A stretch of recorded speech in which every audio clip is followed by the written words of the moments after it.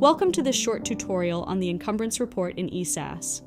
Encumbrances reserve portions of your department's budget before they become actual expenditures.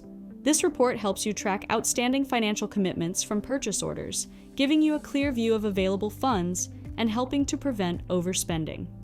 Let's take a look at how to access and read the report. To get started, log into eSAAS. From the main menu, select Financial Planning, then click on Encumbrance Report. When the report opens, you'll see a listing of all general ledger expense accounts available to your department. Each account shows your current encumbrance totals at a glance. To view the details of a specific account, click Expand.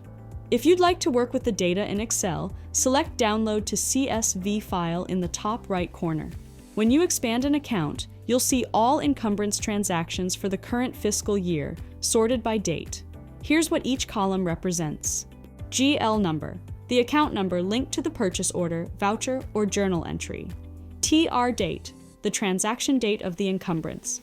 Ref number, the purchase order or voucher number, or for journal entries, a numerical identifier. Description, a brief summary of the transaction.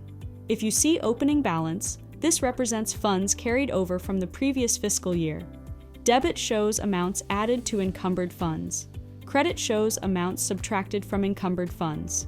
To download the full report, simply click Download to CSV file. A new window will open with your results in Excel format.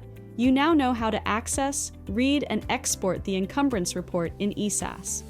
This tool helps departments stay on top of financial commitments and maintain accurate budget tracking throughout the year. Thanks for watching.